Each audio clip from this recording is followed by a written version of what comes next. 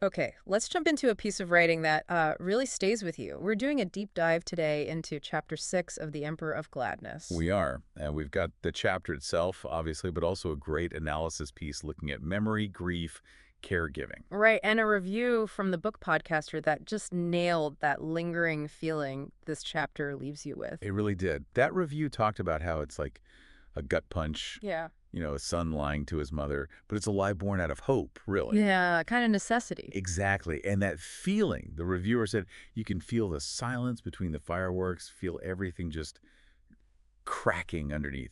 So our mission today is basically to unpack how Vuong does that. How he gets that emotional depth, the themes, the writing style that makes this chapter driving to Gettysburg so powerful. Yeah, why it sticks with you. We're drawing on the text itself and that analysis to really get under the skin of it. Okay, so let's start where the chapter does. It feels quite deliberately mundane at first, doesn't it?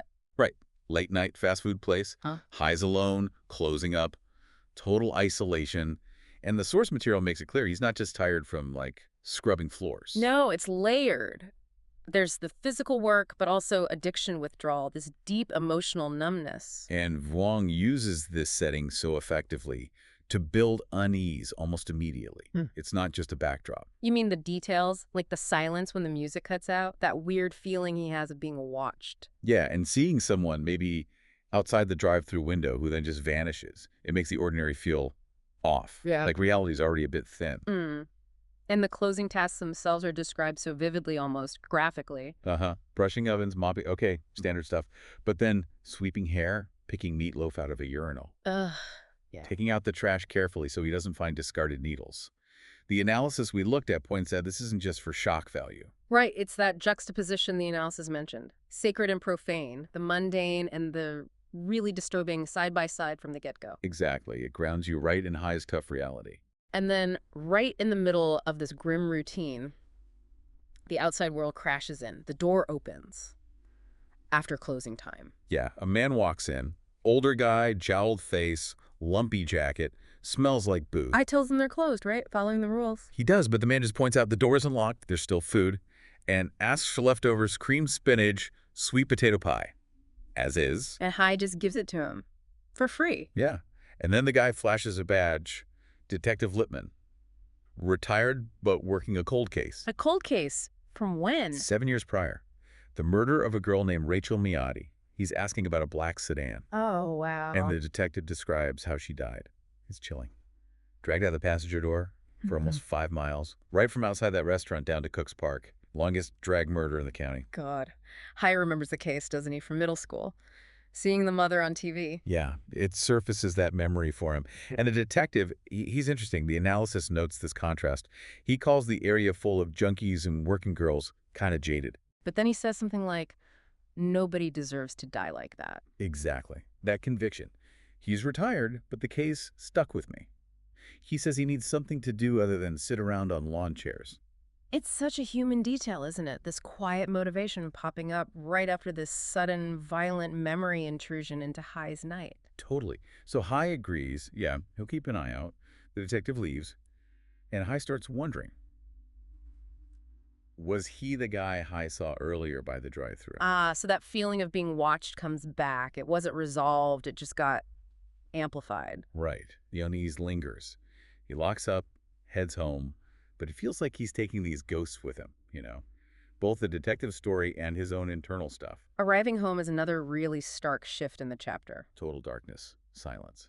You go through this ritual, shedding the work clothes, the jacket, the cap, the apron, that greasy shirt, and then there are the boots. The Nucky military boots his mother bought him, a reminder of her sacrifice. Yeah. He lies down, thinks about falling asleep, like just being turned off. And then he's jolted awake. Violently. Explosions. He thinks it's thunder first. But it's fireworks, right, across the river. Yeah. And this sound triggers immediate panic. He forgot something crucial. Grazina's pills. He didn't check if she took them. Exactly. And the analysis really points to the use of sound here. Yeah. First, the muffled fireworks, then the absolute chaos of sound as he finds Grazina. Because he finds her, how is it described? Standing in the hallway. Yeah, like a mannequin. Just standing there in her nightgown, holding a spatula, staring. blankly. And the sounds outside get worse? The coyotes. You start yelping because of the fireworks. And Vuong writes that their cries mix with the blasts to create these horrific shrieks that seem like they're coming from inside the house. Wow, so it's internal chaos, external chaos, all converging right there in the hallway? Totally.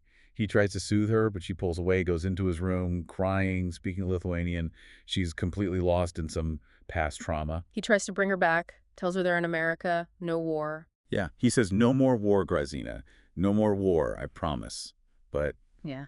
it doesn't work. The promise can't reach her where her mind is. And this is the moment, right? The incredible turn in the chapter. This is it. He has this idea. Instead of pulling her out of the delusion, what if he goes in? He decides to become Sergeant Pepper, to meet her where she is. The analysis calls it radical empathy, emotional improvisation. It's just a stunning act of caregiving, really. So he changes his voice, uses military talk. Deepens his voice, yeah. Yeah. Talks about heavy artillery fire, evacuation zone C. He needs a location. Grabs one from something Sony mentioned about the Civil War. Gettysburg. Gettysburg. He names that as their position. And her reaction, it works. Instantly, she becomes alert, focused, her eyes clear up, she's ready to evacuate, starts asking about her brother, Christophe, demands they send a wire to her father in London. She's completely in this reality he just invented. Wow, so she's like a soldier now, too. Absolutely. And Hai has to keep improvising to keep her in the house while maintaining the story. He uses more military stuff, like the fishhook formation, another detail probably picked up from Sony, to explain why they have to stay put for a bit. But even inside this confusion, she has moments of sharpness. Yeah, it's amazing. She mentions Hitler and Stalin, says there's more than one devil. She looks at him, assesses him, mentions his one eye, like she sees through the disguise but accepts the role he's playing anyway. It's so complex. And then she connects the military strategy to a game, like Price is Right. That mix of wartime terror and, mundane TV game shows, it really shows you the fragmented state she's in. Hai's just left thinking, how far do we take this? Where even is Gettysburg in this house? Her focus shifts again, though, to something more immediate. Suddenly, yeah. Worried about the Reds, about Vilnius falling. She's spitting. She's so intense. Hai needs another tactic to keep her there, keep her safe. And he comes up with the Jeep. He points across the hall to the bathroom, sees the clawfoot tub. That's their Jeep. And she goes with it. She accepts it, asks about air raids, if the roads are exposed. Hai says they'll drive with the lights off, use the moonlight. Then she looks right at him. What'd she say? Observes he's too skinny, has no uniform. She sees the reality, acknowledges the disguise is thin, but she still commits to the shared delusion he's built. And then the Pop-Tart, that detail just hits hard. Doesn't? She offers him a strawberry Pop-Tart. For the road, she says, and kind of jabs it at his cheek. It's this moment of bizarre, tender care within the war zone they've created. So they get in the tub. The drive begins. Yeah. Hai remembers playing make-believe with his own grandmother as a kid, and those skills suddenly come back. He rattles the tub, makes engine noises. They're off. And they talk during this drive? Describe the bumpy roads ruined for years, peasants' roads, and then they hear a real car outside, faint music playing. I got a feeling. Wow, that contemporary song bleeding into their 1944 delusion. Vuong keeps blurring those lines. Totally. Then Grazina points out an imaginary lake. Describes it beautifully, like a piece of the sky fell down. Remembers swimming there with her brother. But then the memory turns dark. He gets bombed in her story. Fish floated up, all fried and orange, rotting. Horrible, terrible. A terrifying image, probably pulled from her actual past, now inserted into their make-believe journey. And Hai has a realization watching her. A painful one. He sees her moving between this derangement and moments of absolute clarity, this lucid state of linearity. He wonders if dementia actually holds these wide, unbroken vistas into the past. It's a chilling thought. He tries to gently end it, suggests she'd take a nap. Yeah. But she's still the soldier. Even dogs know not to sleep during an invasion, so they just keep eating Pop-Tarts in the tub. Hai's mind starts drifting too, doesn't it? He gets caught between realities. Yeah, mumbling about work, home, past, future. He's thinking about how he's pretending it's 1944 with Grazina, but his own grandmother was born in Vietnam just 3 years after 1944. He feels detached, like he's watching from the distance of years, just lost in time. And this goes on all night, until dawn. Pretty much, until the window starts to pinken. He looks over, and Grazina's finally asleep in the tub. The delusion seems over. He goes back to being the caregiver. Gets her a pillow, a quilt. Yeah. Gently throws away the half-eaten Pop-Tart. A quiet return to the actual difficult reality after all that imaginative effort. And that's when he notices something else behind the shower curtain. Yeah, the edge of a picture frame. He pulls it back. What does he see? A big old black and white photo from the 50s or 60s. A man, a woman, a little girl all dressed up. And the woman, probably Grazina, younger, beehive hair. She's laughing, holding a card that says $300. Looks like she won something. A moment of pure triumph. And he looks from that photo. Down to Grazina, sleeping in the tub below it. Her face now gray and compressed and smeared with strawberry jam. The contrast is brutal. He thinks about her illness, Glenn, how little he understands it.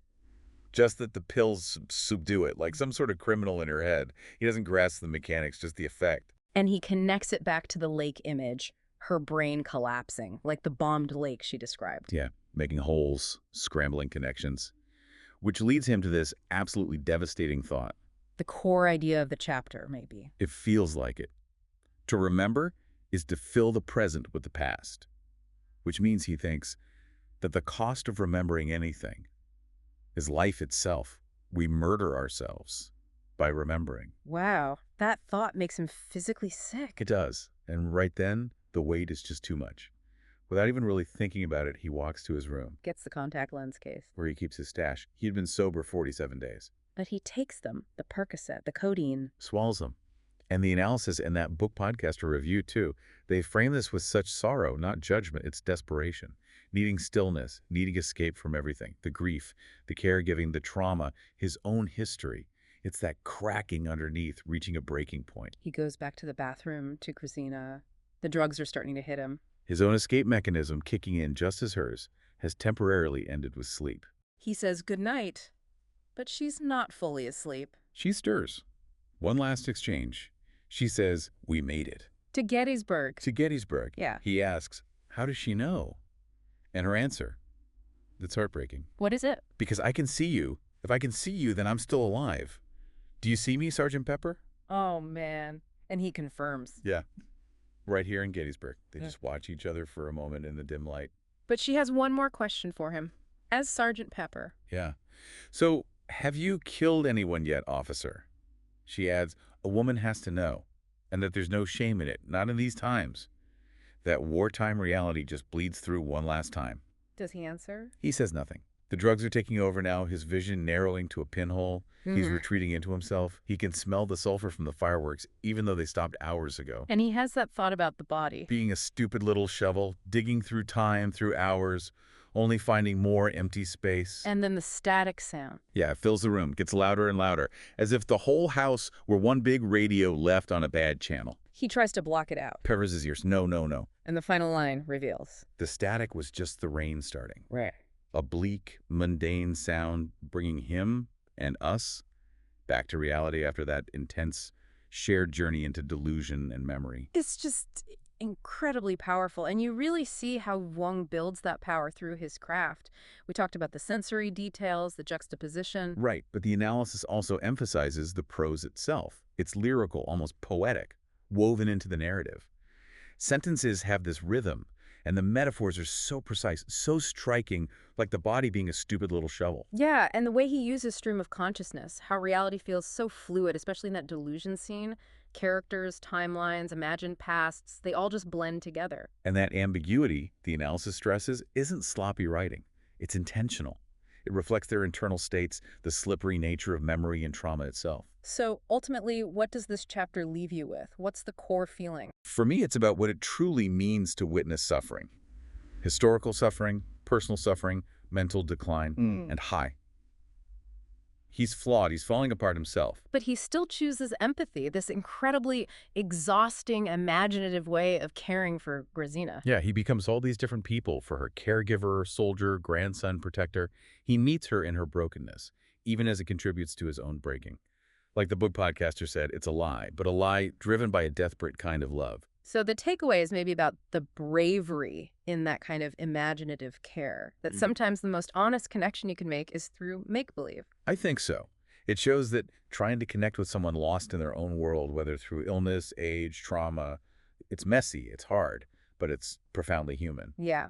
This whole journey, from that gritty fast food kitchen to the make-believe war in the bathtub, it really forces you to think about the weight of memory, the demands of empathy, and how trauma just Echoes. And it leaves you wrestling with that question High stumbles it upon, doesn't it? About memory murdering us. Yeah.